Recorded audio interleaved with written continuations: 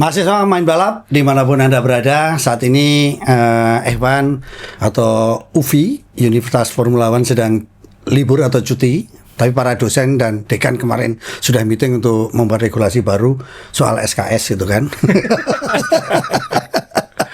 SKS ini apa? Perdebatan kurikulum baru lagi. Oh iya. Dulu kan kita pakai SKS sebenarnya ya. Sok kecepatan gitu. Kecepatan. Nah, menarik. Saya juga berpikir kenapa Formula One libur begitu panjang. Apakah ini dampak dari regulasi baru harga Pertamax Dex dan Pertamina Dex dan Pertamax Turbo. Rasanya mereka nggak pakai itu semua ya. Tapi terima kasih dengan kenaikan ini karena mobil saya pakai Dex Lite. Yeah. Jadi saya sekarang sudah tergolong menjadi manusia Indonesia yang golongannya kaya. Tidak perlu menunjukkan pakai sport car. Kenapa? Kalau ngisi udah kerasa. Aduh, kerasa sekali saya. Kamu pakai apa sih? Listrik Mas. Pakai listrik ya? Gitu ngomongin Formula One dong, dia alirannya Formula E kok. Tapi hemat ya? Hemat banget. Pajak nggak tahu nanti ini yang baru. Tapi kan keluarga saya kan advokat mobil listrik sejak lama, jadi kan orang tua saya kan tahu ya, advokat banget mobil listrik. Dan anak saya juga sejak dia SMP juga nggak mau naik mobil bensin, dalam artian memang sudah beda generasi ya. Jadi kan saya punya mobil kesayangan saya Subaru WRX gitu kan ya. Mobil balap itu, terus saya tanya anak saya, kamu mau Ayrton mau nggak? Kamu pakai ini aja nanti. Terusin gitu mas, yang terusin. Iya, kamu terusin, kamu yang jaga. Enggak mau, maunya mobil listrik. Jadi yang dijual. Beda ya, jadi pemikiran anaknya Asa sama anak saya. Desi, kamu pakai mobil listrik mau nggak atau pakai mobil bensin? Bensin siapa? Kenapa? Low profile. Kenapa? Bisa beli eceran pak. Oh yaudah, per botol. Dan memang lucu ya, kita ini ngomongin mobil listrik karena nanti Asa juga akan cerita sesuatu tentang mobil listrik atau soal listrik.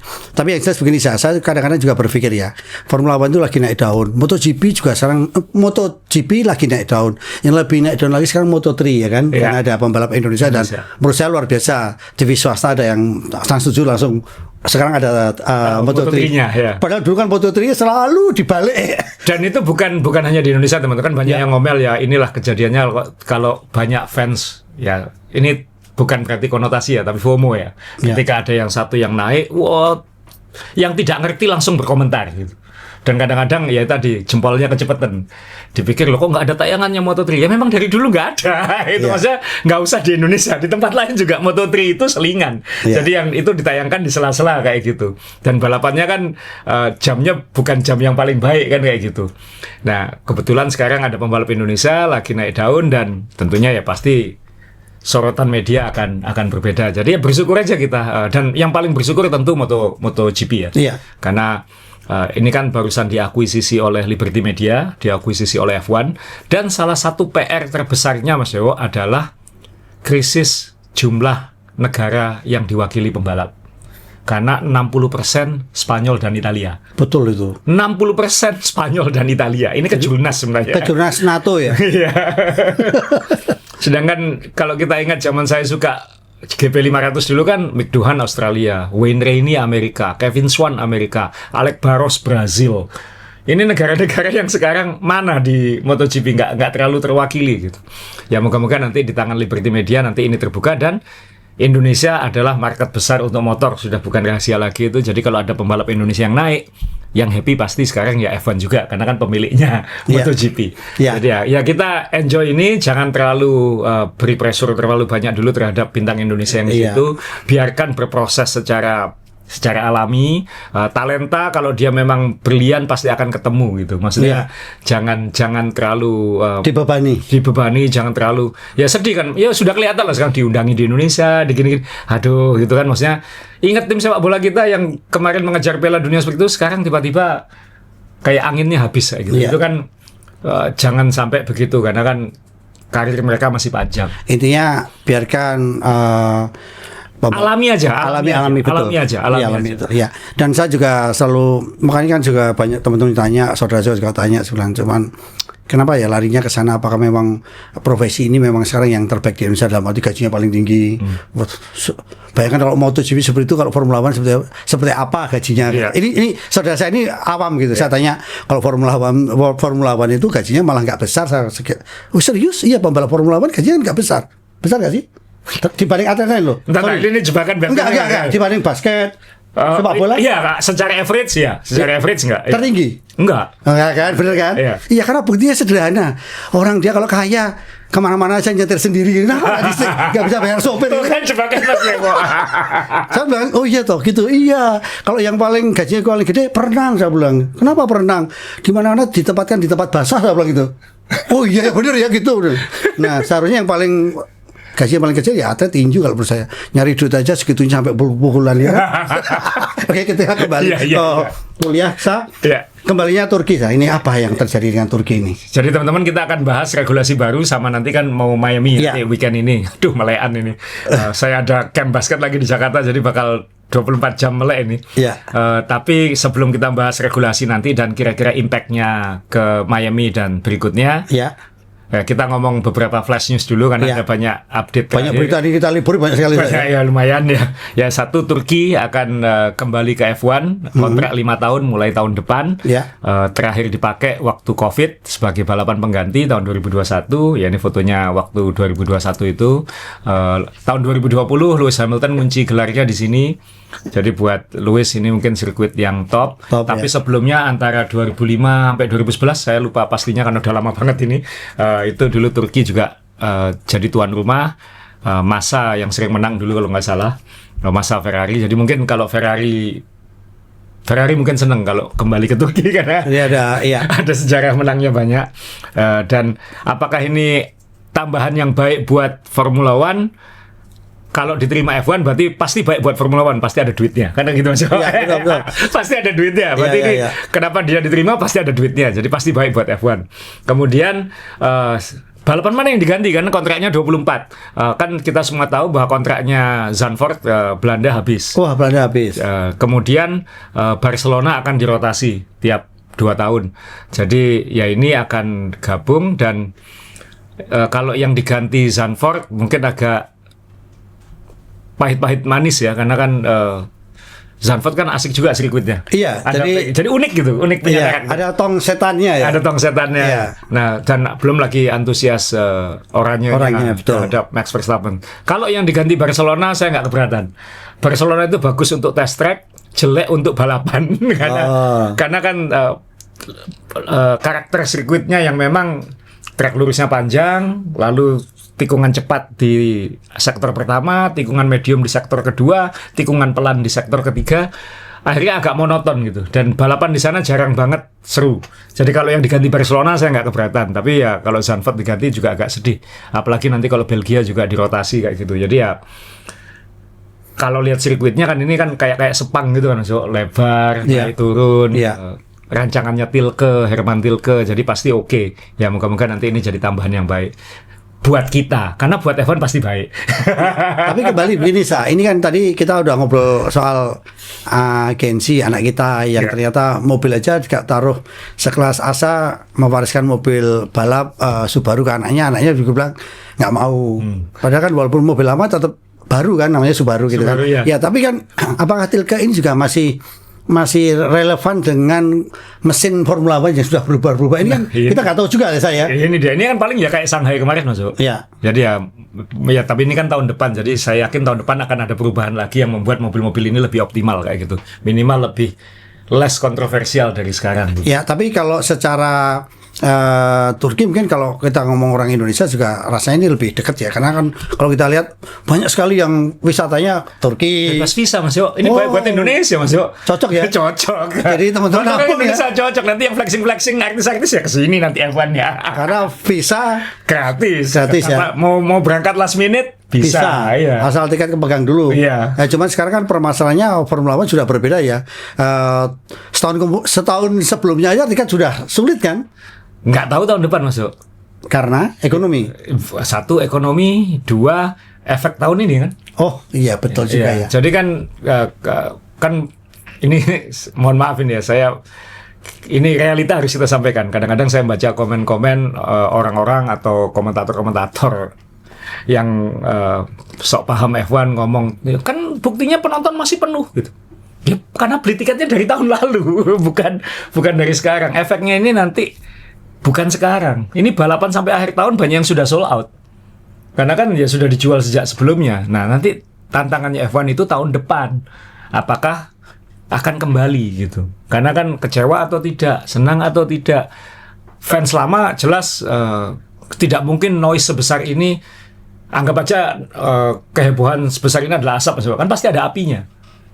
Kalau pasti ada apinya ya pasti nanti belum tentu itu baik juga. Kan Stefano Domenicali barusan kayak tour dia kan, dia bukan tour, dia melayani wawancara eksklusif dengan media-media utama balap dunia, khususnya yang di Inggris memang. Nah, di situ dia bilang loh, F1 ini sedang tidak masalah, kita masih baik-baik saja. Tapi terus dikomentari balik, baik-baik saja kok ada 3 kali emergency meeting selama bulan April, itu pasti tidak baik-baik saja. Kemudian angkanya masih bagus, iya karena sudah beli dari tahun lalu gitu. Nah, ini jadi masih inkonklusif, masih belum bisa kita simpulkan apakah ini efeknya sudah kerasa atau belum, kan baru 3 lomba. Apalagi 2 lomba ini kan di-cancel, jadi kayak ada habis 3 lomba yang rame, heboh dalam artian perdebatan, bukan balapannya. Kemudian ada jeda sebulan, di mana banyak orang bisa kontemplasi, termasuk kita kan. Menenangkan diri dulu dari F1, menjauhkan diri dulu dari F1, lalu mencoba melihat kembali. Kalau kita ngomongin tiap minggu mungkin kita jadi desensitize kan, tapi karena kita sempat away dikit, 2 minggu off kita podcast misalnya, ini kan kayak oke, kita kembali agak lebih tenang, nanti kira-kira kayak gimana ya. Nah, ini yang kita lihat mulai dari Miami. Iya, boleh nggak kalau kita curiga tadi saya bilang ini F1 sampai banyak bikin meeting, banyak bikin konferensi pers. Ya kan, maaf ya, kayak Amerika ini kan jago untuk, maaf ya, ini kan dari Amerika kan, PR kan jago ya, maaf ya, kita kan kita nggak ngomongin politik dalam perang ya, tapi kan di perang pun kalau kita lihat berita yang benar yang mana itu. Jadi begitu mudahnya begitu jagonya membuat Iya, tapi menurut saya juga nggak berhasil banget sih wawancaranya Domenicali, karena banyak yang dia sampaikan tuh ya memang kayak PR speak gitu. Jadi dia dibilang baik-baik saja. Oh iya, dia profesional, dia CEO Mas Yo. Kalau nggak baik-baik saja dia dipecat. Iya. Dia bukan pemilik. Iya.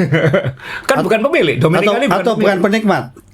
Beda lagi. Dia ngomongnya begini, saya ini fans F1 sejak lama, saya menjadi bagian dari F1 begitu lama, kan dia bilang begitu ya. Ya iya, dia dulu di Ferrari segala macam, tapi dia kan sekarang posisinya CEO F1 dan profesional, bukan owner.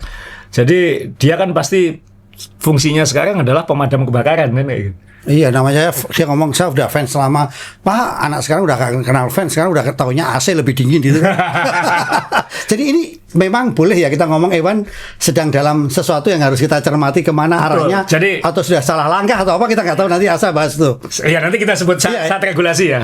Iya, nanti Asa silakan punya opini situ ya. Kalau saya kan jadi berpikir ini F1 ini benar nggak yang kita nikmati sejak dulu terus akhirnya berubah, yang kita harus mengikuti apa yang belum tentu kita suka. Betul. Nah itu kan ujiannya kan sekarang ini. Tahan dulu ya, tapi nanti kita bahas ya. Karena ini banyak gosip ini. Betul, dan yang penting bagi penggemar F1 yang tidak butuh visa, ada tambahan 1 pembalap saya. Oh, itu menarik. Ada 1 lomba lagi di Turki. Jadi kita punya Singapura, Turki. Mana lagi ya? Oh, tapi Australia katanya juga bisa dipakai lama sekarang ya. Iya, visanya katanya itu dekat ya. Iya, katanya bisa pakai lama sekarang, kayak sekali pakai lah gitu kan. Ya, tapi kan visanya gampang-gampang susah juga gitu. Iya, ditanyain itu celengannya berapa gitu. Lah minimal Turki nggak ada visa. Menarik loh ya. Nah, dan kalau yang ngumumkan Presiden Turki sendiri, sama F1 bilang terima kasih ke Presiden, terima kasih ke Menteri Pemuda dan Olahraga, terima kasih kepada Menteri Budaya dan Tourism. Berarti uangnya banyak. Satu lagi Sa. Tadi Asa bilang bahwa Turki ini menarik, maaf ya, tanpa visa. Tapi juga karena F1, Asa bilang bahwa ini sekarang penuh. Iya, karena efek tahun lalu. Nah, siapa tahu ada di mana orang itu jenuh, nggak suka ke sirkuit, mungkin teman-teman yang ingin menonton dengan harga murah mungkin kesempatan. Kenapa? Sekarang kita cari tiket nggak bisa seperti dulu. Saya hanya pengen nonton Sabtu saja, nggak bisa, atau Minggu saja. Sekarang dijualnya harus paket. Nah, itu mahal. Iya kan? Dulu kan bisa ngecer gitu kan. Oke, Sa. Jadi gosip lain atau mau gosip lain lanjut yang gosip yang paling gampang dulu mungkin. Ya, Alan McNish. Ini tadi Domenicali, kemudian Alan McNish yang generasi 2000-an tahu sebagai pembalap Toyota, bener ya ini. Dan dia sebenarnya menang Le Mans naik Audi beberapa kali. Dia sekarang jadi sporting director-nya Audi, menggantikan yang kemarin keluar Jonathan Whitley yang kayaknya akan kemana Whitley kemarin? Gimana ya? Masih ingat ya? Jonathan Whitley kemana kemarin? Mac, masih ingat nggak? Aston Martin. Oh, ini di belakang itu kita punya perpustakaan. Kemana? Kami lupanya Mas Aston Martin. Oke, terima kasih teman-teman. Di belakang layar kita ini ternyata jago-jago semua. Dan tapi Magnus ini tidak jadi prinsipal ya. Prinsipalnya tetap Mattia Binotto. Iya. Jadi Binotto tetap bilang saya jadi prinsipalnya. Tapi dia akan lebih banyak di pabrik, di markas. Ya. Sedangkan day to day-nya nanti akan diserahkan kepada Alan Magnus. Baik atau tidak nggak tahu, tapi yang jelas dia mantan pembalap, pengalaman, jadi ya pasti tidak mungkin dipilih kalau tidak punya kemampuan. Yeah. Jadi Alan Magnus akan jadi sporting director di Audi. Ini berita kecil. Berita yang agak besar ya ini pasti rame kemarin. Gianpiero Lambiase, GP. Waduh, iya. Ini yang orang yang membantu Max Verstappen menjadi juara dunia 4 kali, tiba-tiba mengumumkan akan pindah ke McLaren tahun 2028. Jadi kontraknya dia di Red Bull habis 2027. Setelah itu dia akan ke McLaren. Nah, yang saya suka ini kenapa ini sebenarnya kan sudah bisa dibahas 2 minggu lalu sebenarnya, tapi baru saya mau sampaikan sekarang karena ya itu tadi saya gatel kadang-kadang Mas Dewa ngelihat debat kusir, komen-komen dari yang sok paham tentang kontrak-kontrak beginian kayak gitu. Kenapa kok dia ini 2028 baru pindah? Kenapa diumumkan sekarang? Ini kan politik sebenarnya Mas Dewa. Ini cara negosiasi sebenarnya gitu. Versi siapa? Manajernya Lambiase atau dari Red Bull atau dari McLaren? Ini pasti dari Lambiase dan McLaren. Kita umumkan aja sekarang. Toh mungkin di kontraknya dia di Red Bull nggak ada yang melarang dia ngumumkan dia akan kemana. Ya. Karena sudah jelas. Sudah jelas. Ya. Saya akan ke sana, kontrak saya habis, saya akan ke sana. Apa manfaat dari McLaren? Apa manfaat dari Lambiase? Dalam hal kontrak dulu ya Mas ya. ya. Kontraknya kan 2028. Ya. Kenapa diumumkan di 2026 awal? Iya. Ini berarti untuk membuka ruang negosiasi. Siapa tahu dia bisa bergabung lebih cepat. Kan tinggal hitung-hitungan aja Mas Yo. Jadi misalnya, oke, toh kamu tahu aku akan pergi 2028. Ya. Aku akan profesional tahun 2027. Ya. Tapi apakah Red Bull nyaman Lambiase masih di Red Bull selama 2027? Padahal balapan sudah akan pergi. Dia sudah pasti akan pergi. Mungkin nanti komprominya adalah oke, gini aja lah. Kamu boleh keluar lebih cepat, tapi nanti McLaren bayar ke kita berapa? Ya kan dalam konteks F1, engineer, desainer mobil, itu kan kayak atlet tuh. Kan apalagi era sekarang mungkin bisa lebih penting daripada pembalapnya. Karena tukang masaknya ya. Iya, tukang masaknya. Iya. Nah, jadi ya ini negotiation ploy mungkin supaya Lambiase bisa pindah lebih cepat. Dan kita semua sudah tahu Max Verstappen kemungkinan besar tahun depan juga akan pindah. Jadi Lambiase di sana mungkin nggak akan. Kalau Lambiase masih di Red Bull tahun 2027 belum tentu bersama Verstappen juga kayak gitu. Nah, ini yang menarik. Berarti sosok ini dibutuhkan sekali oleh McLaren. Karena nanti dampaknya McLaren siap mengeluarkan duit. Ya. McLaren mau bayarin Ricciardo hampir $20 juta untuk keluar digantikan Piastri. Iya. Ini pasti jauh lebih murah kan, so. Nah, sementara gosipnya Ferrari kemarin tertarik. Nah, ya kan gosipnya dia ke Ferrari. Nah, yang berarti kita main hukum Pythagoras ya Mas ya kan? Ya. A, B, C, titik. Ya. Red Bull, McLaren, Ferrari. Nah, Lambiase 2028 ke McLaren. Posisinya apa? Chief Racing Officer, berarti dia bos lintasan kan? Dia yang menentukan, mungkin untuk menggantikan siapa yang India itu untuk ngatur strategi, pokoknya operasional lintasan. Tapi ada kemungkinan besar McLaren juga menyiapkan dia untuk posisi lebih tinggi lagi. Dan itu berarti kan ada Andrea Stella di situ, yang dulu pernah di Ferrari. Jangan-jangan ini kayak, oh ini perencanaan medium term 3 tahun ke depan, kan jangka pendek 1 tahun, jangka menengah 3 tahun, jangka panjang 5 tahun. Kalau bisnis kan kayak gitu maksud. Zac Brown kan sangat bisnis itu. Jadi kita punya perencanaan 3 tahun, ya ini nanti Lambiase bergabung, just in case nanti mungkin ada petinggi kita yang hilang. Atau sudah bisik-bisik mau hilang. Warna hilang, cuman nggak disampaikan kayak gitu. Iya. Nah, kan banyak yang nyari orang-orang top ini kan, maksudnya Andrea Stella, dia orang Itali. Jangan-jangan Ferrari sudah kontak ke dia. Karena selama ini kalau kita tahu manajemen Ferrari itu selalu pengennya orang Itali dan bahasanya juga di sana pasti Itali ya. Dan ini Itali yang sudah berhasil kan dalam artian dia sebagai prinsipal di McLaren kan berhasil betul. Dan orangnya bagus, dingin, bisa ngatur suasana panas kayak gitu. Nah, pernah di Ferrari juga, tahu betul seperti apa. Ya, siapa tahu itu efek dominonya nanti Andrea Stella ke Ferrari, kita nggak tahu. Kan Vasseur juga kontraknya nggak jangka panjang juga. Dan rasanya juga kemungkinan kalau diganti itu mungkin Vasseur ya. Mungkin. Kalau Andrea Stella kan sudah terbukti gitu kan. Terbukti. Jadi ya ini mungkin nanti efek dominonya seperti itu. Cuman ngelihat karirnya Lambiase ini ternyata dulu di Jordan ya, saya juga baru paham. Ya Midland dan Spyker itu Jordan teman-teman. Jadi Jordan, Midland Spyker ini tim yang sama. Force India itu tim yang sama. Jadi ini sekarang Aston Martin itu kan ya. Jadi dia dulu ngawalinya di situ sejak 2005 sampai 2014. Kemudian dia ke Red Bull 2015. Kiat lalu Verstappen jadi engineer-nya, lalu ya 2028 dia akan pindah ke McLaren. Jadi ya ini, tapi kan secara race engineer dia yang paling hot sekarang kan, dia yang paling populer. Ya, tapi kalau ini juga menarik ya, apa yang dicari dia ya. Kalau memang benar Ferrari tertarik ya. Secara duit Ferrari sudah jauh sekali dibanding McLaren. Ya mungkin karena ya dia Lambiase ya, harusnya kan cocok ke sana, tapi mungkin karena dia sekarang dia kan kalau dihitung sejak 2005 dia sudah di Inggris selama berapa nih? 20 tahun Mas. Jadi mungkin dia malas pindah lagi aja gitu. Tetap di Inggris saja mungkin kayak gitu. Atau mungkin juga ada tadi Asa bilang bahwa dia diproyeksikan lebih tinggi lagi selain chief engineer gitu kan. Ya, dan pasti lebih dingin orangnya daripada merah kan Mas. Iya. Feng Shui-nya ya.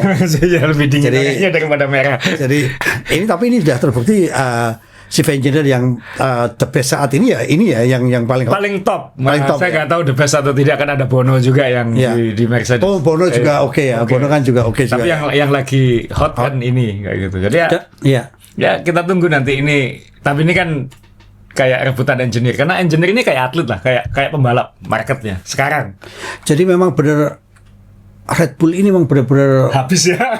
Jadi bukan racing bull lagi, tapi memang racing bubar ya, benar ya. Racing bubar ini secara manusianya sudah habis semua ini. Ya. Jadi nanti ini akan kembali lagi seperti hanya legenda nama yang siapa nanti akan kembali menaikkan lagi, kita nggak tahu siapa. Harus nunggu era berikutnya.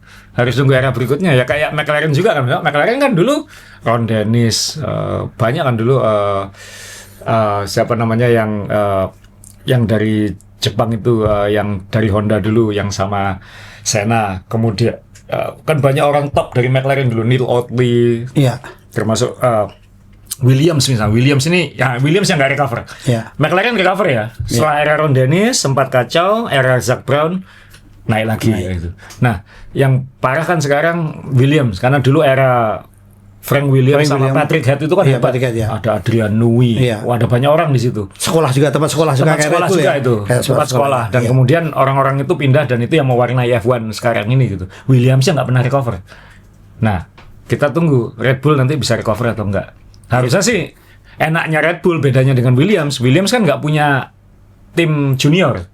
Red Bull punya tim junior yang bisa diambilin gitu. Iya, tapi kalau kita ngomong tadi Asa bilang era lagi new eranya kita tunggu ya. Iya. Padahal kalau new era sekarang udah jualannya cuma tinggal topi sekarang. Itu kan karena udah kalah sama Puma sama Adidas dah. Itu mewarnai F1 Mania kalau pergi kemana-mana seneng ini. Wah, ini terima kasih Puma, terima kasih Adidas.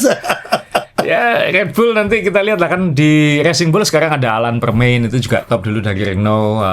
Ya kan sekarang diisi lumayan juga. Jadi kita tinggal masalahnya pembalapnya siapa kan, dia harus penggantinya Verstappen siapa. Ya, dan pembalap pun sekarang maaf ya, kita sudah nggak bisa lagi kayak orang-orang lama seperti saya kan. Oh ini top. Siapa yang nggak gaptek sekarang gitu aja. Iya kan, sekarang udah eranya udah siapa yang suka main game, ya kan? Main game. Ya. Nah, ya ini yang tadi ngomong Mas Jo yang ngomong soal mobil listrik. Tadi kan saya ngomong bahwa selama ini saya melihat bahwa Formula One itu puncak kecepatan, puncak teknologi. Ya. Tapi Asa tadi sempat nyinggung mobil yang terkencang sekarang adalah bukan terkencang ya, tapi dan ini kan masih klaim ya, belum terbukti betulan saat lomba karena masih di launching. Jadi Formula E weekend kemarin nge-launching mobil generasi 4 di sirkuit Paul Ricard. minggu kemarin dan Ya.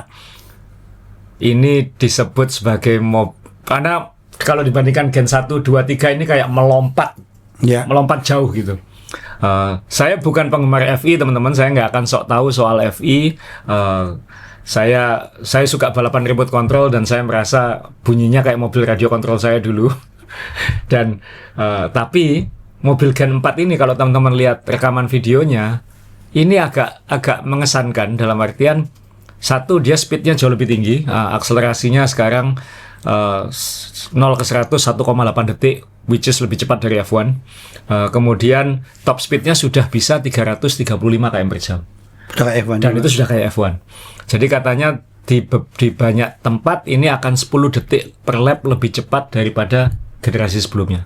Jadi ini ada lompatan teknologi di Formula E. Dan kalau kita lihat rekamannya memang bunyinya masih kayak bunyi dinamo Tamiya ya. Gitu, tapi sekarang ada kayak bunyi pesawat jetnya gitu, karena kayak ada kayak mecah kecepatan, kayak bunyi aerodinamika saya nyebutnya. Bunyi angin pecah itu. Iya. Bunyi angin pecah. Efek dari itu ya. Kayak gitu ya. Jadi itu kayak kita nonton pesawat mau take off kayak gitu loh. Iya. Dan itu kayak wah ini kalau FI punya karakter suara dan punya kecepatan yang mirip, F1 salah belok ini ya, gitu. Wah F1 ini malah bingung, dia ini 50-50 sekarang, elektrik 50, ICE 50, padahal kan dulu jelas ini yang topnya tuh F1, Formula E itu aspirasinya kan, pengennya kayak gitu. Nah ini Bahasanya apa kalau ICE-nya 50, yang mesin itu bahasanya apa kalau di Formula 1 sekarang? kalau ini bukan bermaksud merendahkan siapapunnya, Hanci jadinya Mas. Iya, tapi apa istilahnya apa sih? ICE itu kan untuk listrik. ICE itu yang internal combustion engine, yang Iya, mesinnya mesin. ICE. Yang listriknya? Elektriknya. Apa bahasanya dia sekarang ini? 50-50 hybrid kan? Oh, hybrid ya. Enggak, maksudnya kan ada istilah HG apa namanya? MGUK. Oh, MGUK. MGUK itu kan listriknya ya. Walah, itu yang gara-gara MCUK ya. MGUK. MCUK. Oh, saya pikir MCU. Kalau MCU, saya trauma ya kan nanti LDL-nya kelihatan gitu kan enggak ya. Nah, sekarang ini kembali ke mobil Formula One ya, sebelum kita ngomongin kok ini ya. Ya. Kalau ini memang udah canggih. Ya, kenapa tidak diadop ke Formula One atau ini nanti kita bahas di aturan ya, karena ini kan apa yang membuat kontraknya beda Mas yo. FIA membagi mana balapan elektrik dan mana Formula One. Jadi Formula itu kan ya formula. Iya, betul. Ini formulamu, ini formula kayak gitu. Nah, Formula E ini sudah menaikkan kontrak dengan FIA bahwa dia eksklusif balapan tertinggi elektrik di dunia. Tertinggi elektrik. Ya, jadi, walaupun teknologi bisa diadop nggak, kalau misalnya McLaren juga punya di sini, padahal cuma mau adop. Nggak apa-apa. Bisa jadi, kan gitu bisa. Ya. Cuman balapannya nggak boleh. F1 nggak boleh full elektrik. Ya. Karena itu melanggar kontraknya FI. Jadi F1 ini nggak boleh elektrik. Elektrik itu eksklusif milik Formula E. Nah, dan itu kontraknya 25 tahun. Nah, jadi berarti sudah masih 15 tahunan atau lebih mungkin. Nah ini yang bikin F1 nggak mungkin elektrik, dan kayaknya F1 juga sebaiknya jangan elektrik karena kan sejarahnya dia ICE kan, internal combustion engine. Nah, Formula E memang positioning dari awalnya adalah kita full elektrik, bahwa kita nanti bisa lebih baik dari F1 atau apa itu urusan nanti gitu. Yang penting kita balapan elektrik, kan sama kayak ada Formula 3, Formula 2, ada balapan WEC, ada balapan. Nah ini Formula elektrik itu kami, open wheel elektrik itu Formula E.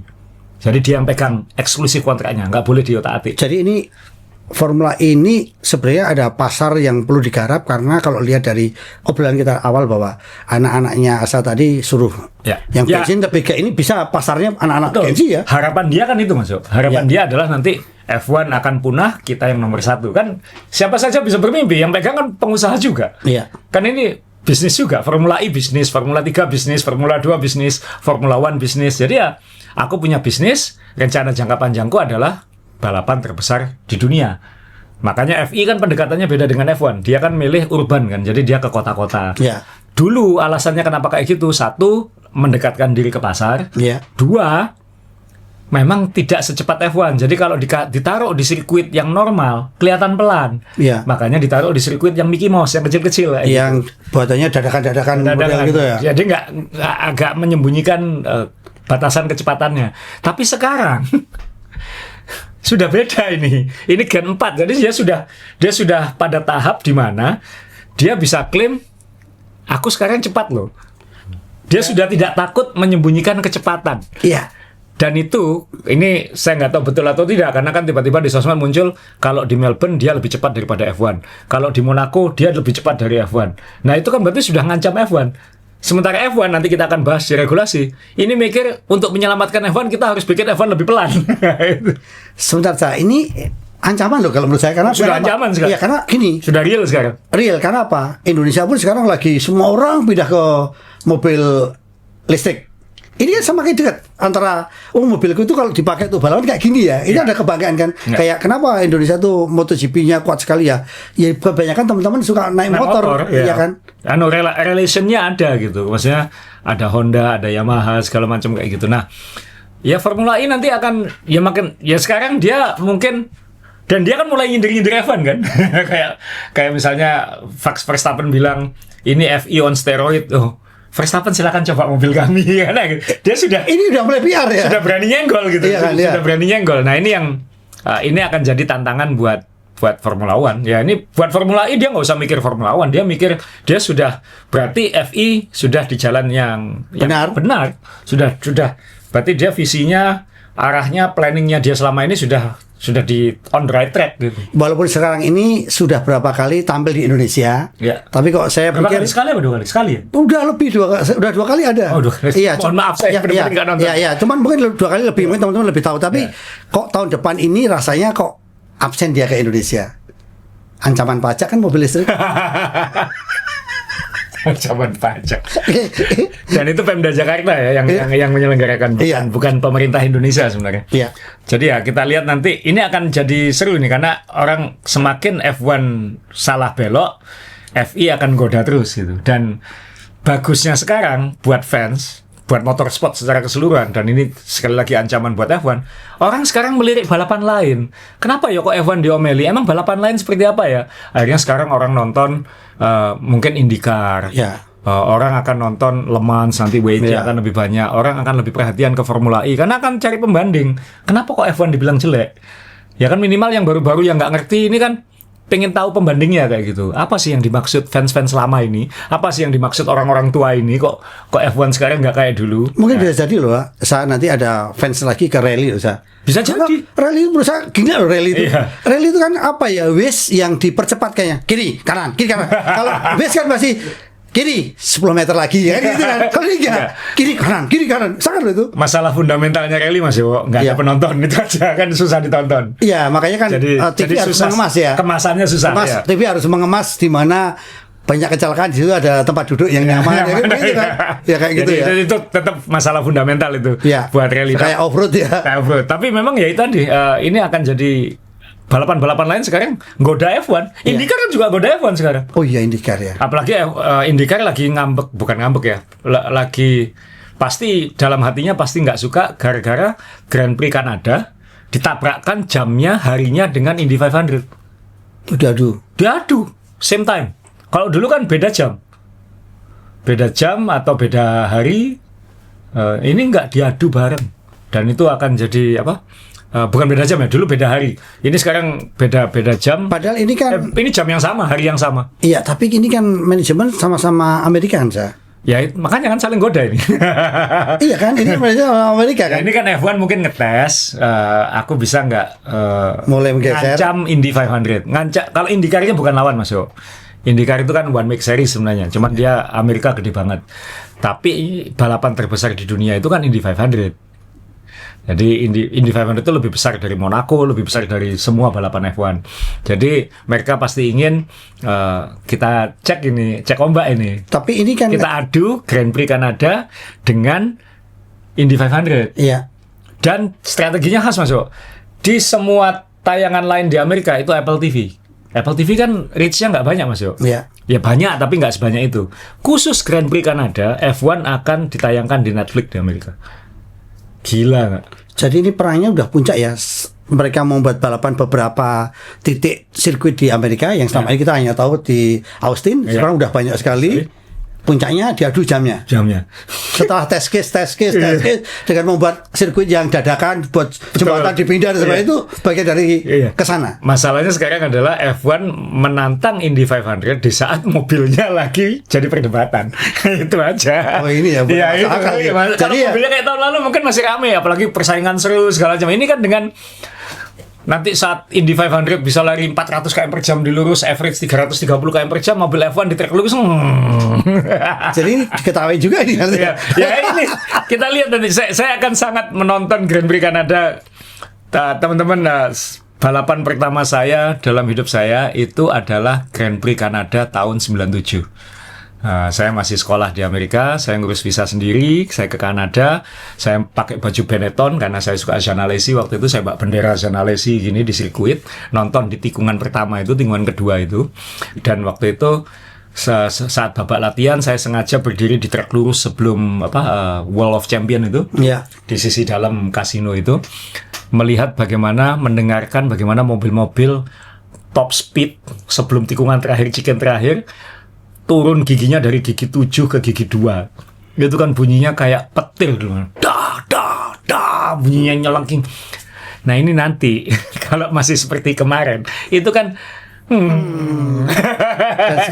dan sekarang beda banget dengan waduh, ini kalau saya tahun 97 dulu nonton dapat kesan kayak gitu, saya masih suka F1 nggak ya? Karena kan kecintaan saya pada F1 kan diperkuat waktu saya nonton tahun 97 itu gitu. Dan itu kan maaf ya, dulu kan masih semi manual ya. Iya. Kalau ini kan sudah sim apa ya namanya ya? Teknologi ya kan seamless itu ya. Sudah halus sekali ya, gitu ya. Pindahnya, betul nggak? Sudah kontrol traksi segala macam. Iya betul. Sudah elektronik lah. Iya, elektronik kan halus sekali ya.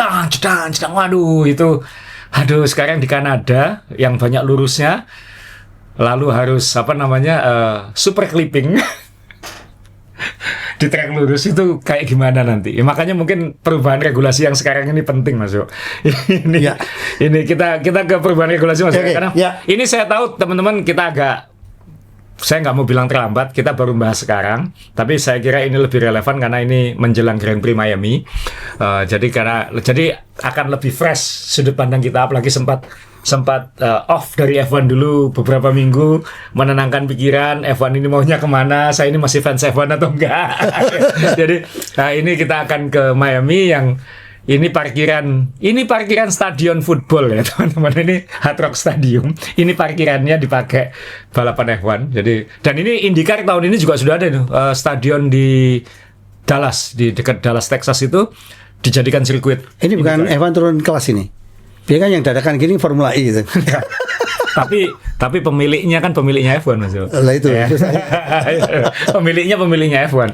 Nah, Miami sebenarnya secara sirkuit kan nggak spektakuler ya Mas. Ya. Maksudnya saya sih senang Miami karena Lando Norris pertama kali menang di situ. Yeah. Tapi secara balapan sebenarnya bukan balapan klasik lah kayak gitu. Ya, saya masih agak mohon maaf ya, tidak sok-sokan, bukan bikin sombong atau bukan. Saya tuh masih kolot gitu ya. Saya tuh Formula 1 tuh sukanya ya sirkuit yang klasik dalam arti yang alami, tradisional kayak Sepang. Kenapa Sepang hilang? Kalau sekarang kenapa harus nonton sebelahnya misalnya? Nah, Sepang ini kan tradisional menurut saya dibuat memang alami untuk Formula 1 kan? Dengan kontur alam segala macam ya itu yang sekarang kok jadi F1 tuh semakin... tapi Turki balik lah, jadi kan lumayan lah. Ini kan F1 tuh sekarang kan kayak minimarket yang didekatkan dengan keramaian. Begitu kan? Enggak, bukan hanya di tekan kamen, lebih spesifik lagi Evan. Di tempat yang bisa jualannya banyak. Nah iya, di tempat keramaian tuh ya. Kayak minimarket kan gitu kan. Dibuat di tempat. Karena kalau dibilang keramaian ini agak jauh dari kota Miami sebenarnya. Cuman kan karena itu stadion, jadi dia naturally didesain untuk banyak orang datang. Iya, gampang dijangkau dan gampang dijual. Iya. Itu jadi ya uang.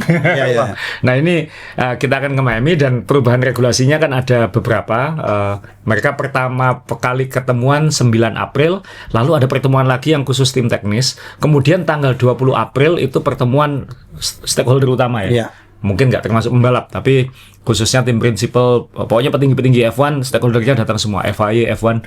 Nah, sorry saya potong. perwakilan dari pembalap nggak ada yang kayak Bobby yang sempat ngomong harusnya penonton pun harus diwakili biar apa yang inginnya gitu kan. Kalau penonton mungkin pakai survei.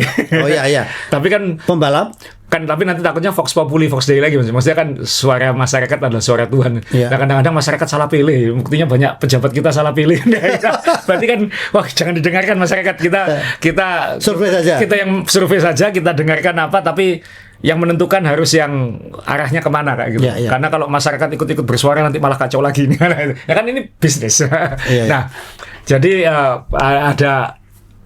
saya yakin ada percakapan yang lebih dalam lagi, yang lebih jangka panjang, Iya. tapi yang dirilis pada dasarnya perubahan untuk 4 hal. Iya. Nah ini sudah kita posting di IG Main Balap, poin-poinnya. Jadi ini sebenarnya saya review lagi, sekaligus nge-refresh sebelum Miami. ya. Yang paling utama pasti untuk kualifikasi. Iya. Karena kualifikasi sekarang, ya Tuhan, 3 balapan pertama itu, ini bukan kualifikasi. Ini kayak, kalau kita, jadi pembalap teman-teman, ini fans lama dan fans baru tolong supaya sama persepsinya.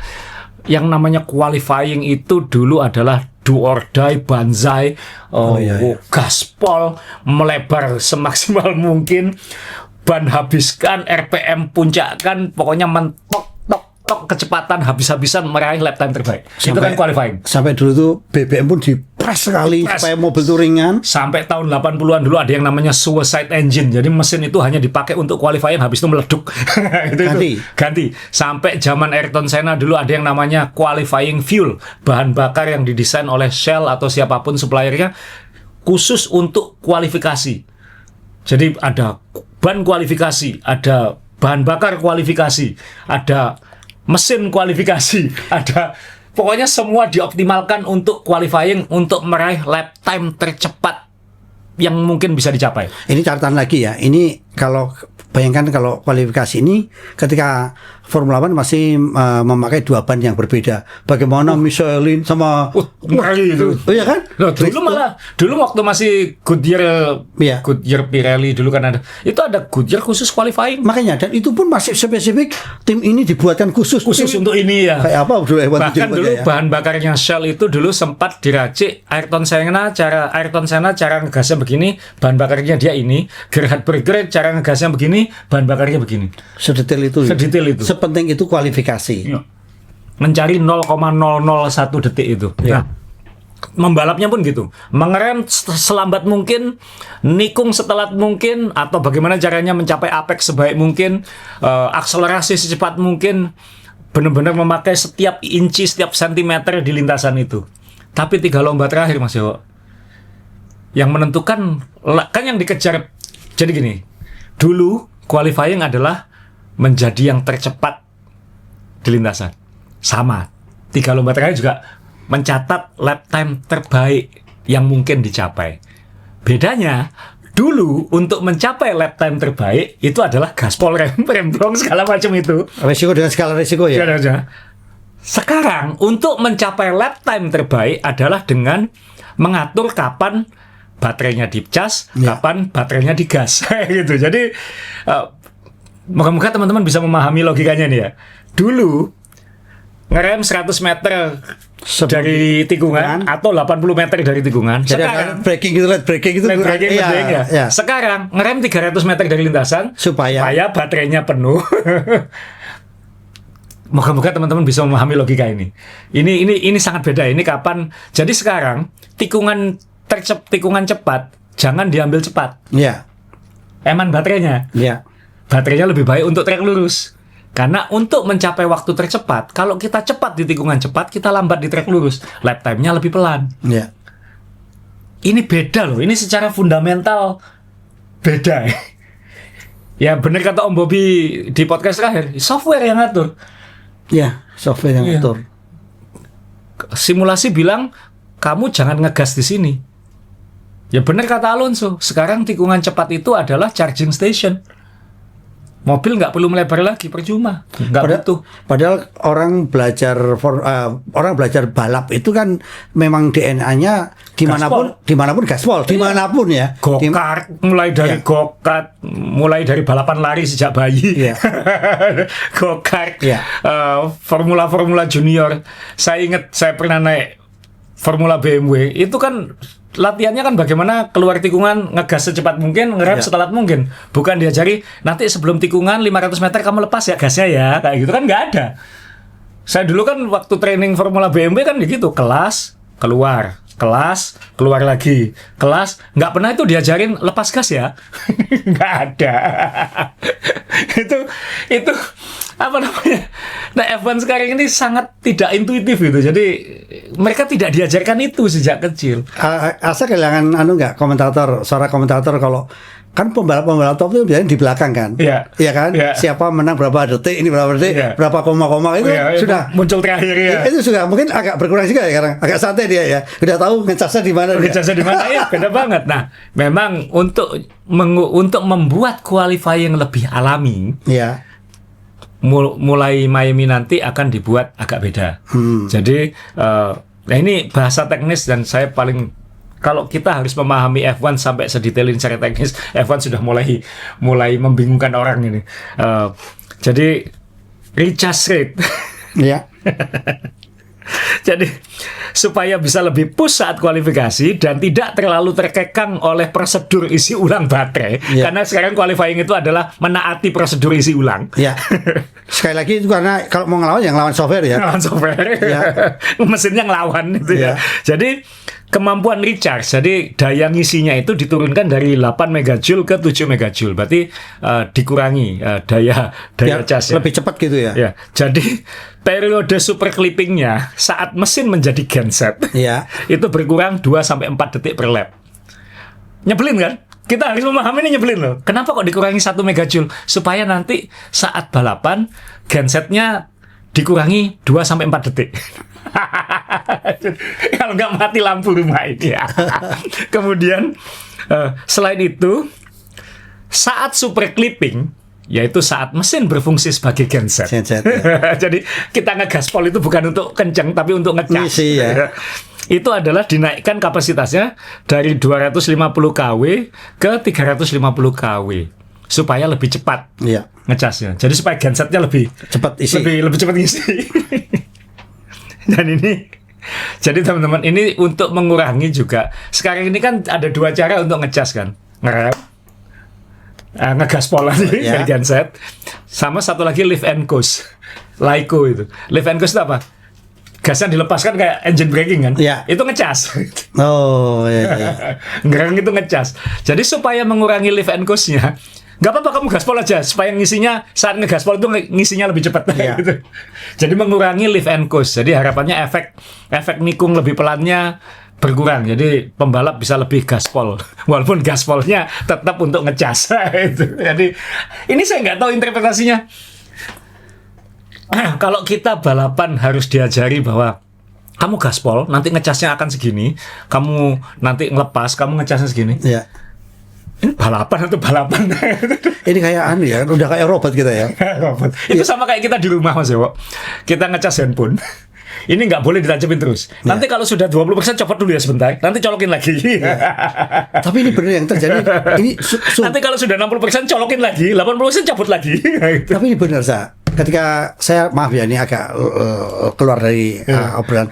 Ketika saya kembali pulang ke Jogja, pilihannya adalah mobil bensin ada 2 1500 cc itu, atau kita pakai mobil Dexlite yang mahal tetapi nyaman. Ya.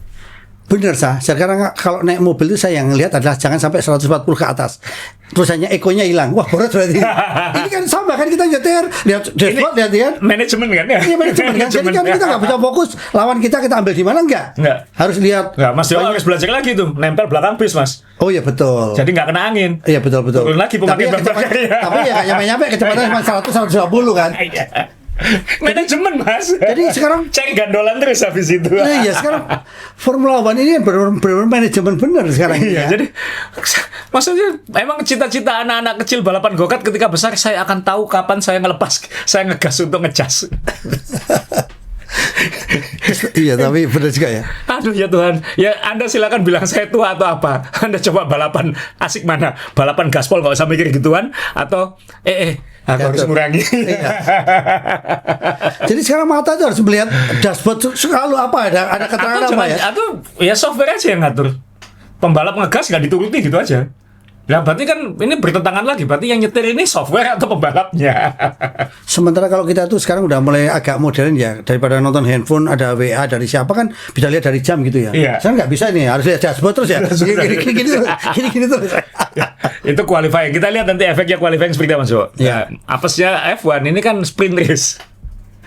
Sprint weekend kan ini.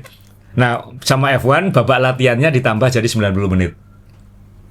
Karena menyesuaikan dengan perubahan yang baru ini. Jadi nanti babak latihannya 90 menit, habis itu sprint qualifying, habis itu sprint race, habis itu race qualifying, habis itu race. Ya, kita lihat nanti efeknya seperti apa. Moga-moga itu benar-benar qualifyingnya jadi saya nggak bilang kembali seru, tapi lebih natural ditonton. Sebenarnya gini, pembalap ini yang diem, ini sudah dibahas mungkin ya. Cuman kan sebenarnya pembalap yang diem itu adalah pembalap yang diuntungkan dengan sistem di mobilnya, atau pembalap yang teriak-teriak itu karena tidak didukung oleh sistem di mobilnya, atau mungkin ada juga yang teriak-teriak karena apa? Ya saat ini memang pembalap yang dikatakan pembalap alami gitu. Ini yang berlaku apa sekarang ini ya? Ini sama kayak kita dan politikus. Pembalap yang diem itu bisa jadi karena ya aku dapat duit jadi aku jangan ngomel. Ini yang bayari aku yang minta aturannya kayak gini. Ya. Pembalap yang ngomel-ngomel terus itu bisa jadi yang pilihannya salah, atau dia yang memang idealis yang benar. Tapi kalau dia teriak-teriak itu banyak haternya. Jadi serba salah. Zaman sekarang ini kan serba salah. Ngomong dibilang iya karena kamu nggak dapat kayak gitu-gitu. Padahal mungkin dia yang benar. Makanya Vox Populi, Vox Dei itu bahaya banget. Nah, ini yang ya karena masih 3 lomba ya, jadi belum full season. Jadi ya kita masih nunggu. Tapi kan kita sudah tahu bahwa pembalap-pembalap ini makin ngomel kan sebenarnya. Makin ngomel lah. Kita tahu komen-komen dari balapan terakhir itu kan macam-macam ya. Alonso khususnya bilang tikungan jadi charging station. Sainz, pimpinan asosiasi pembalap bilang ini sudah nggak benar, sudah nggak seharusnya kayak gini, kita harus lebih didengar segala macam. Ya ini proses dari ke situ kan. Itu baru kualifikasi Mas Yo. Race ini. Ya. Race kan risikonya kita sekarang tadi kualifikasi, sekarang yang race. Saat race kan kemarin ada risiko ketika satu pembalap lebih pelan, yang lain lebih cepat, akhirnya kecelakaan kayak Verman. Nah ini juga ini kita sekarang ini masih belajar apa itu tombol boost, apa itu overtake mode. Maksudnya gimana mau ngebus kalau listriknya udah habis. Gitu. Nah, supaya tidak terjadi perubahan terlalu ekstrim, jadi ketika kita neken boost mau nyalip itu dibatasi cuman 150 kW di atas yang sekarang. Jadi tidak diloskan lagi. Jadi supaya tidak bisa kayak Berman yang tiba-tiba langsung mencolot kayak gitu ya. Nah, itu dibatasi kayak gitu. Dan dibatasi jadi sekarang sirkuitnya harus dibagi-bagi lagi nih. Di sini boleh 350 kW, di sini hanya boleh 250 kW. Itu juga harus lihat sign yang ada di pinggir itu. Makanya kalau ini balapan kayak gimana? Di sini 250 kW nggak boleh gitu ya. Di sini 350 kW. Ya, yang bahaya ini kalau terjadi balapan liar yang nggak ada aturan. Maksudnya ya ini apalagi Miami yang tikungannya kan flat ya, ini kan maksudnya tikungan parkiran gitu. Jadi ini yang mana 350 kW, mana 250 kW. Emang kita nonton peduli kW-nya berapa tuh pembalap? Kan seru balapannya. Katanya kita disuruh beli yang asli, kenapa sekarang disuruh memperhatikan yang KW? Tapi saya nggak bisa membayangkan peraturan ini apakah akan jadi rumit ketika sirkuit itu sirkuit dadakan ya, kayak atau sirkuit sempit kayak Monaco. Saya yakin mereka sekarang sudah memetakan itu Mas. Pasti gitu kan, di Monaco pasti banyak sign itu ya. Dilarang menyalip. Monaco 250 kW semua. Udah sekarang pakai genset kecil aja deh. Powerbank. Nah, ini race, jadi ya ini memang ada dasar safety. Tapi sekali lagi ini kan masih ini bukan. Ini kalau memperbaiki jalan, ini kayak Jawa Timur teman-teman, hanya ditempel. Jadi bukan diganti fondasinya. Sorry Mas, aku barusan sepedaan dari Surabaya sampai Jakarta. Iya. Saya sudah tahu jalannya Jawa Timur, Jawa Tengah, dan Jawa Barat. Dan Jawa Tengah oke ya? Jogja oke. Jogja oke. Nggak lewat Jogja, tapi Jogja oke. Jawa Barat oke. Jawa Barat oke. Jawa Barat itu yang perlu diperhatikan ini aja, kalau ada jembatan. Jadi terlalu terlalu jumping. Terlalu jumping. Iya, ya terlalu jumping. Kalau Jawa Timur gimana? Tambal-tambal gitu. Tambah-tambah jerawatan. Saya tuh nggak kerasa di Jawa Timur, walaupun orang Jawa Timur lewat tol ya. Makanya harus sepedaan Mas supaya tahu. Ya, jadi ini masih tambalan. Ini tambalan dan masih temporer karena dia masih ini solusi yang bisa kita lakukan sekarang. Jangan terlalu ekstrim dulu karena kita masih belum tahu efeknya seperti apa. Nanti setelah 2 atau 3 lomba kita meeting lagi. Mau kita apakan lagi gitu. Jadi ini menarik ya, event Formula One sekarang ini bukan hanya manajemen, tapi juga manajemen waktu juga ya kan. Kapan kita meeting? Gitu kan? Ya kan? Sibuk enggak? Ya kan kalau ada meeting ada uang rapat enak Mas. Oh ada SPC ya, tetap ada SPC mereka ya. Oke, ini 2 Mas. Ada Iya. 2 lagi yang masih dibuat aturannya atau ditegaskan atau diubah regulasinya, tapi sifatnya masih uji coba di Miami. Belum tentu diterapkan di Miami, tapi kalau uji cobanya berhasil saat latihan akan dilakukan di Miami. Sebentar, kenapa Miami ya saya? Apakah Miami itu memang sirkuit yang memang cocok untuk uji coba ini? Murni karena ini balapan berikutnya Mas. Nggak ada alasan lain. Ini karena memang nggak ada lain ya. Nggak Karena ada memang lain, ya sudah balapan berikutnya ini ya, mau nggak mau di sini kayak gitu. Nah, ini soal restart. Sekarang kan kita lihat ada tim yang startnya bagus banget, Betul. kayak Ferrari, ada tim yang startnya bapuk kayak Mercedes, Ya. yang paling parah sebenarnya Audi kayak gitu. Nah, ada risikonya kan itu. Ini belum kejadian aja kecelakaannya. Hampir Colapinto hampir nabrak Liam Lawson di Australia. Hampir, tapi perbedaan kecepatan itu terlalu ekstrim. Sama seperti Berman hampir nabrak Colapinto di race di Jepang. Nah, untuk mengantisipasi itu F1 ini ya ampun. Jadi kalau pembalapnya lelet teman-teman, itu nanti akan dibantu software. jadi kalau terlalu pelan, kan nanti ada indikasinya terlalu pelan itu berapa kayak gitu kan. Nah, pasti ada keluar angkanya. ya, software langsung membantu gitu. Langsung elektriknya langsung bantu. Iya. Ya berarti kan launch control itu. Jadi ini apa gunanya pembalap lagi? Ya alasannya safety lah, masuk akal. Cuman kan berarti kalau aku terlalu pelan aku akan ditolong. Ini boleh nyebut mobil, saya nggak tahu saya di reel saya ada mobil dari Cina itu yang parkirnya bisa kiri ke kanan lurus sendiri terus nggak perlu nyetir itu kayak gitu. Ya itu. Ya nggak kayak gitu, cuman intinya kalau startnya terlalu pelan akan didorong kayak gitu. Maksudnya didorong secara elektrik. Ini kan ya ini masih diuji ya, nanti saat kita tahu nanti pasti saat babak latihan satu-satunya itu di akhirnya akan ada sesi khusus latihan. Ini kan baru software ya, kalau kita kelambat dia akan menggerakkan. Nah pembalap lain tahu kalau dia lagi lambat dari mana? Ada lampunya nanti ngasih tahu. Ada lampunya lagi, warna lain lagi. Ya nggak tahu nanti kodenya apa. Jadi sekarang pembalap harus lihat dashboard dan lihat kode lampu. Lampu biru itu apa, lampu merah apa. Apa yang terjadi dengan gaspol teman-teman? Start terbaik mungkin salib. Nggak lihat lampu. Ini ya Tuhan F1. Dan ini untuk mengingatkan pembalap lain di belakang akan ada kode lampu khusus di belakang dan samping. Sistem ini akan diuji dulu saat babak latihan di Miami sebelum penerapan saat lomba. Jadi belum pasti dipakai ya. Cuman ini kan sudah kontroversi. Berarti aman. Berarti kalau startku pelan ada yang nolong. Oh, kedua juga, dia nggak keluar lampu biru berarti. Itu kayak gitu.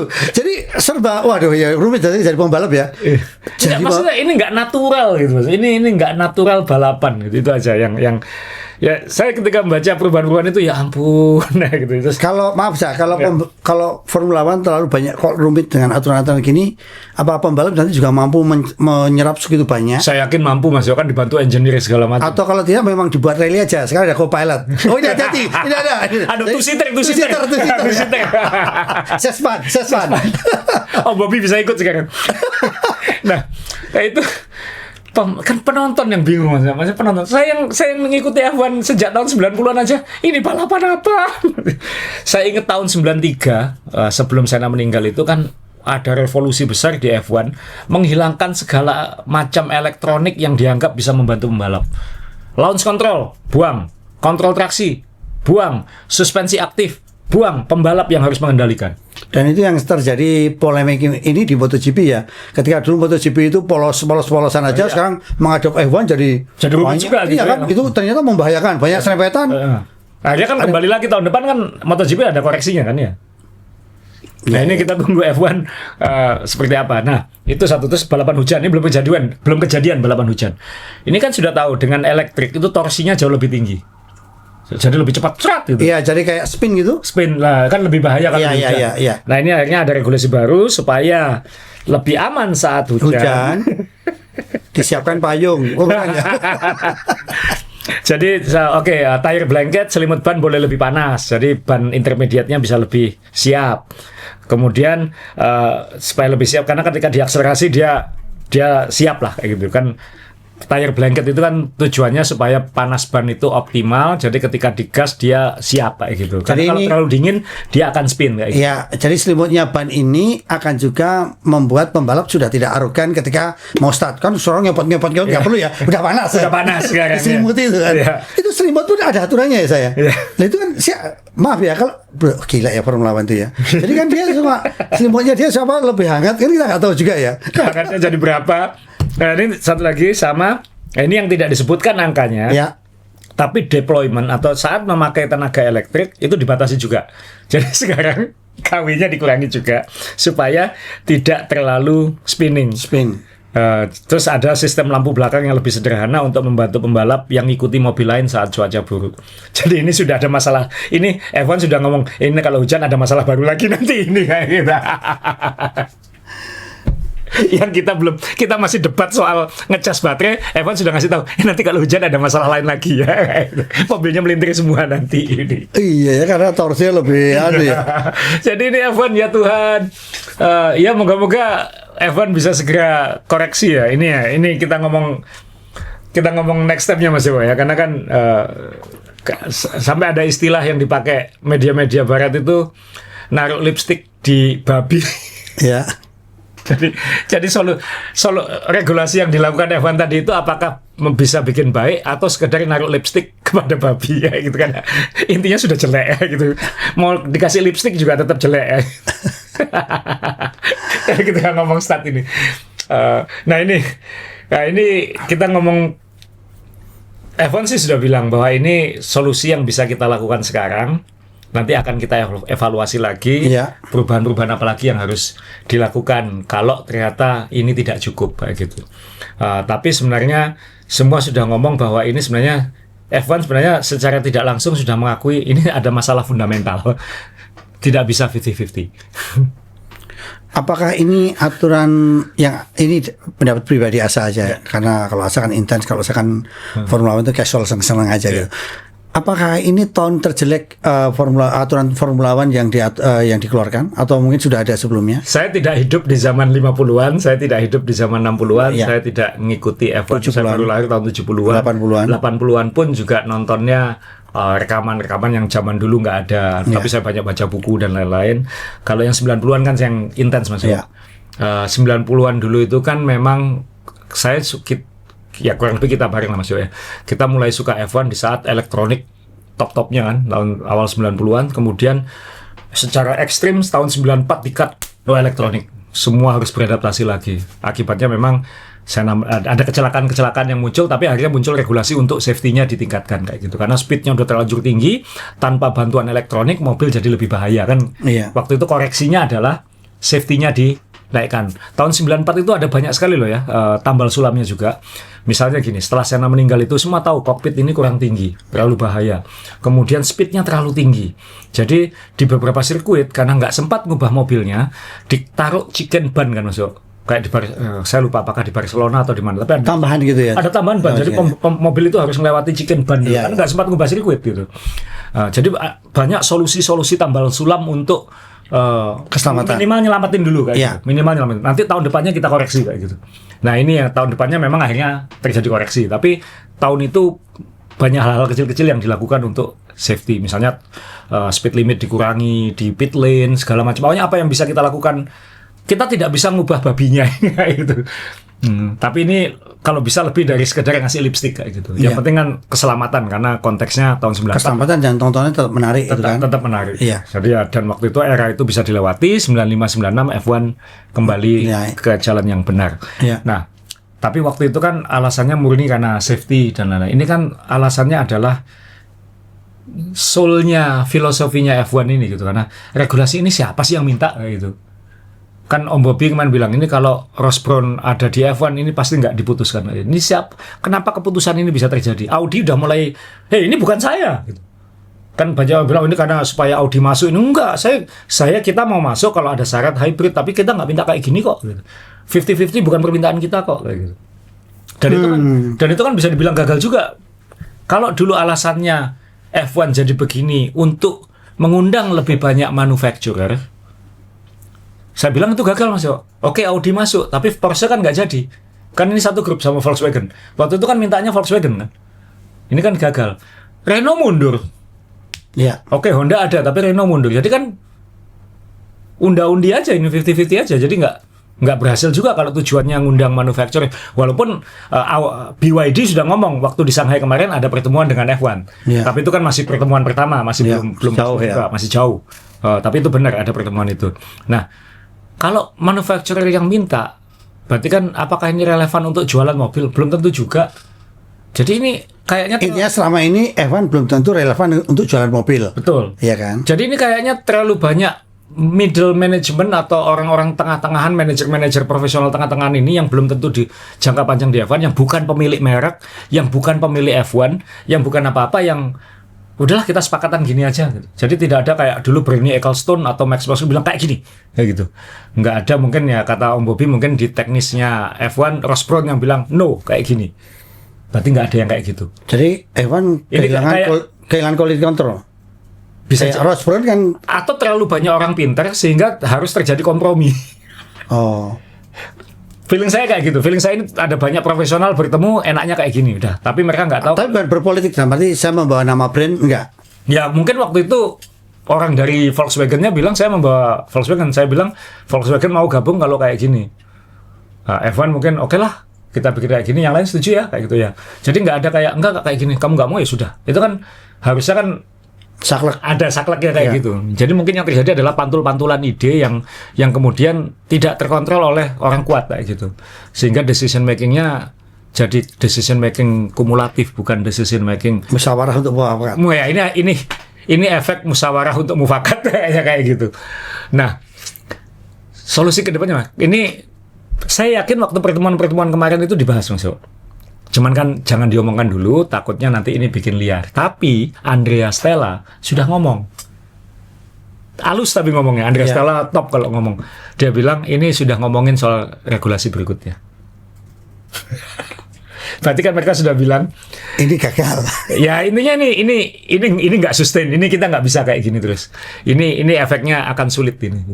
Nah, dan sudah bukan rahasia lagi, Dominicali pun juga udah bilang bahwa kalau mau ada perubahan regulasi untuk 2031 atau lebih cepat, kan ini kontraknya sampai 2031 regulasi ini. Waduh, masih lama ya? Masih lama ya. Itu harus, kata Dominicali, kalau mau ada pergantian harus diputuskan tahun ini juga. Butuh 5 tahun. Untuk persiapan. 4 tahun untuk persiapan. Jadi saya kira begitu solusi tambal sulamnya sudah ditemukan, atau sudah, oke ini kompromi paling nyaman sekarang, nggak sempurna, tapi minimal kita nggak pusing lagi sama hal-hal beginian, ayo kita ngomongin berikutnya. Jadi mungkin nanti bulan Juli atau Agustus saat summer break itu akan ada keputusan besar. Arahnya kemana kurang lebih? V8 hybrid. V8 hybrid. Menurut keyakinan saya itu V8 hybrid karena itu banyak yang diomongin. Jadi kayaknya ke V10 nggak mungkin karena V10 kan nggak relevan sama mobil jalanan juga. Iya. Cost-nya terlalu tinggi karena RPM itu kan jadi mesin yang ya semakin rumit semakin mahal. V8 karena fundamentalnya sudah pernah juga. Yang terakhir kan itu, tapi tetap ada elemen hibridnya karena itu tuntutan pasar otomotif dunia. Hibridnya. Nah ini yang kayak cuman hibrid itu nanti berarti kan baterainya nanti yang nggak lagi 50-50 akan jauh lebih kecil lagi. Kan? Iya. Nah ini juga ada omongan Andrea Stella ini juga nyinggung bahwa tahun depan harus ada yang dikurangi antara mesinnya dikurangi dari 50% atau listriknya dikurangi dari 50%. Jadi perubahan hardware dia nyebut. Jadi ini kan sekarang ini yang akan dilakukan untuk Miami ini perubahan software. Software, ya. Ya. Untuk 2027 harus ada perubahan hardware. Mungkin tidak bisa ekstrim karena investasinya udah terlanjur besar untuk ini kan itu. Antara kurangi ICE-nya atau kurangi elektriknya kayak gitu. Nah ini kita lihat nanti gimana. Jadi ini F1 sudah ya memang F1 tidak baik-baik saja. Ini sudah salah belok ini. Udah salah belok. Iya, padahal saya pikir mobil saya yang Avanza itu dari lama udah hybrid itu. Walaupun listriknya kecil hanya untuk starter. Jadi sekarang nonton F1 tuh ngeluh ya, jadi pusing gitu. Pusingnya itu tadi, ini pembalap ini jago nggak sih? Iya. Pembalap ini jago sih. Akhirnya kan kadang-kadang, pembalap ini yang kita anggap hebat sekarang di era ini kan juga apa perlu nanti juara dunia itu juara dunia era pancaroba gitu. Oh iya, ini era pancaroba ini. Aduh. Jadi itu yang terjadi di Formula One saat ini. Jadi ya ini akan tambal sulam Miami akan kita lihat hasilnya weekend ini, lalu nanti tambal sulam berikutnya mungkin setelah Kanada, lalu nanti mungkin ada perubahan hardware untuk 2027 dan ada perubahan total 2030. Tapi saya kira ini secara kumulatif sudah sadar, aduh salah ini. Saya yakin itu, cuman kan nggak mungkin diomongkan. Ya sebagai penggemar F1 lama kan ya moga-moga ini tidak efeknya tidak jangka panjang ini. Karena sekali lagi penggemar baru itu belum tentu jangka panjang. Penggemar lama itu sudah investasi hidupnya, investasi uangnya, investasi emosinya untuk F1 selama puluhan tahun. Fans baru belum teruji. Ini harus dikejar yang baru, tapi juga dijaga yang lama. Ini F1 sedang Harus kompromi ya. sedang susah ini, sedang susah. Jadi ini sama ya yang saya rasakan ketika saya dipaksa asa nonton basket di satu tempat di LA itu ternyata itu ada 2 klub satu stadion. Iya, LA Lakers waktu itu, sekarang sudah beda stadion. Dulu apa LA Lakers sama LA Clippers. Nah, waktu itu di satu stadion, sekarang sudah enggak. Ya, tapi itu menurut saya ini yang seperti kondisi seperti ini. Jadi saya ketika nonton Clippers, oh ini orangnya. Tapi waktu Lakers main, saya baru tahu, yang nonton veteran semua gitu kan. Orang lama-lama kan, Iya, betul kan? beda penonton. Jadi, ya. Ini kan dunia itu kan, akhirnya nonton 2 ini akhirnya saya punya, oh ini toh, ini anak-anak baru yang energik, yang ini lama-lama gitu kan, cara pakaiannya, cara, Ini, kan? ini fans hardcore zaman dulu, ini generasi baru. Iya, Lakers itu benderanya halus-halus karena apa? Orang lama. Pasti sebelum berangkat setrika dulu itu benderanya. Nggak ada salahnya teman-teman, ini memang menarik Formula One, tapi rasanya Formula One juga tidak satu balapan yang serakah, karena dengan kejadian ini saya lihat sekarang teman-teman larinya ke MotoGP, bagus, ke WEC, ya, kemana lagi ya? Mungkin Indy, kemudian apa? Grace ini kemarin menang lagi ya. Oh, Grace ini menang. Ya. Ya, seperti itu kan kemarin kan MotoGP pun sekarang lagi menurut saya lagi naik-naiknya juga karena dominasi Ducati sudah mulai terkikis. Betul. Walaupun satelitnya juga tetap kuat. Ya jadi kan? teman-teman mungkin ini baik juga yang kebetulan yang teman-teman baru suka F1 setelah Drive to Survive atau belakangan ini, lihatlah balapan lain gitu. Saya aja jadi nonton IndyCar lagi sekarang. Karena ya kangen gaspol beneran, bukan manajemen baterai. Dan memang balapannya dini hari sih, itu yang nggak tahan. NASCAR aja kemarin nyoba nonton lagi, walaupun NASCAR memang berat. Kalau penggemar kita dipaksa belajar NASCAR itu berat. Nonton muter-muter 500 kali. Bosan itu ya? Ya bukan bosan, tapi beda cara nontonnya. Ya. Ya nonton lah MotoGP. Ya MotoGP kita tahu memang lebih sirkus ya, lebih atraksi. Kemudian ya coba yang lain lah, coba. Yang masih pakai nonton video-video lama lah. Yang pakai bahan bakar eceran, balapan apa saya yang tangkinya digotong itu? NASCAR. Nah, itu kan kadang-kadang kita kangen loh. Dulu itu strategi BBM. Iya, misinya bawa galonan, bawa tangki manual. Iya, sekarang kita lihat masang skrupnya ban aja meleset itu udah wow gitu. Nah dulu sampai kebakar, kemana aja dia kan. Terus itu kan banyak problem lah, tapi seru ya memang ya. Ya itulah tuh moga-moga Miami nanti jam 3 pagi sih, untungnya bisa lah bangun jam 3 ya, bukan meleang sampai jam 3 kan itu. Tapi nggak apa sih, saya suka sih karena biar membiasakan puasa Senin Kamis kan malam Senin tuh. Bisa sahur sekali. Jadi kesimpulannya ya. Satu, apakah benar F1 salah belok sebelum disuruh oleh WEC? Saya kira F1 sudah sadar kalau dia salah belok. Tapi dia tidak bisa berbuat banyak untuk ngoreksi itu sekarang. Tapi sadar. Saya kira sudah sadar. Dan mau mengoreksi. Ya gampang lah Mas. Maksudnya ya tadi tuh Dominic kali ini bilang tidak ada masalah di F1, tapi kok ada pertemuan 3 kali dan ngapain kamu tiba-tiba rajin interview? Ya. Itu kan berarti ada masalah. Berarti kita lihat prosesnya, karena F1 akan berproses untuk mengoreksi ini. Tembelan 1 Miami. Kita tunggu tembelan kedua dan berikutnya, dan siapa tahu ini keinginan pribadi saya nanti bulan Juli Agustus diputuskan bahwa F1 akan kembali ke V8 hybrid dan dipercepat 2029. Persetan pabrikan yang nggak mau ikut. Jadi mungkin nggak nanti Formula One itu memang menentukan supplier tertentu atau tetap seperti ini, karena F1 itu kan asiknya kan karena kalau pabrikan masuk atau itu kan kadang mewarnai lah gitu kan. Betul, apalagi nanti kalau ada BYD masuk kan, Muhammad bin Sulayem bilang kan harus ada pabrikan Amerika, sudah ada Cadillac, harus ada pabrikan Tiongkok kan nanti yang itu BYD sekarang yang paling besar. Jadi ya kita tunggu, cuman ya formulanya dibenerin dulu. Ya kita lihat nanti ya, siapa tahu prosedur start baru dipakai jadi Ferrari nggak lagi unggul.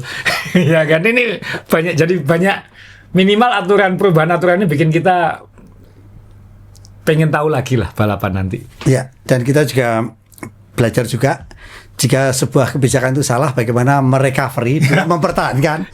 Tuhan ngotot. Jadi nanti kalau nggak suka, wah kamu nggak suka berarti kamu melawan kita. Enggak. Tapi ini menarik ya, karena ini bisnis. Jadi Formula One itu sekarang mungkin ya perlu ditambahkan Formula Wancur gitu ya ini. Ya moga-moga nggak Formula Wancur Mas Johan ya. Kita tunggu nanti ini. Tapi gitu kalau ternyata nanti ini kacau ya, nanti kita bikin nggak usah lah Formula Wancur. Karena lumayan berlaku 4 tahun. Minimal Formula One Wancur. Keka. Iya. Teman-teman, terima kasih selalu memberi masukan untuk podcast ini. Silahkan tulis saja komen-komen yang ada di sini. Tapi ya sekali lagi terima kasih, dijaga tetap kesantunan, kesopanan, karena kita pengen ya sama-sama mencerdaskan gitu kan. Saya juga jujur banyak ilmu tuh ya kalau baca-baca teman-teman, karena ini gila nih semuanya kok rasanya literatur semua emotionally invested ke F1 Mas Jo. Itu kan kita harus apresiasi. Sama ini masih ada hadiah-hadiah yang akan kita bagikan di Instagram minggu depan setelah Miami ya. Ya. Dan saya juga harus terima kasih ke Asa, kemarin kan sempat tanya, "Sa boleh nggak ya cuplikan humor saya carikan satu." Kemudian Chandra ini dulu yang membuat itu kan membantu Asa waktu liputan. Saya bilang, untuk mainan Mas ya silahkan aja, saya hanya ingin mendokumentasikan perjalanan hidup saya aja gitu. Itu pasti nanti ada kayak kompilasi jokesnya Mas Dewa, itu pasti lucu tuh. Dan nanti kalau ngeliat ke belakang, oh aku kapan itu terjadi. Ya itu memang terima kasih, itu sumbernya dari podcast ini. Makanya kan saya punya tulisan punya IG namanya Omdo, itu kan obrolan Blangkrak Dewa Pratomo. Jadi Blangkrak itu kalau di Jawa Timur di sana ya waton gitu kan. Jadi jangan ngomong, jangan berharap saya pintar, jangan itu. Asal terima kasih untuk kesempatannya. Teman-teman sekali lagi silahkan komen, dan hadiah ini akan diundi nanti setelah Miami. Nah, Miami kan dini hari Mas Dewa. Saya masih di Jakarta. Senin itu insya Allah Senin sore udah nyampe. Jadi kalau minggu depan podcastnya agak terlambat, mohon maaf ya, mungkin antara Senin malam atau Selasa pagi. Tanggal berapa sih itu? Tanggal 4. Siapa tahu di Jakarta, saya ke Jakarta juga tanggal 4 ya. Iya. Menarik sebenarnya kalau bisa narik Mas Arif ya. Nanti kita update lah. Iya, kita update ya. Baik, teman-teman terima kasih dan silakan komen. Sekali lagi terima kasih. Sampai jumpa dan salam.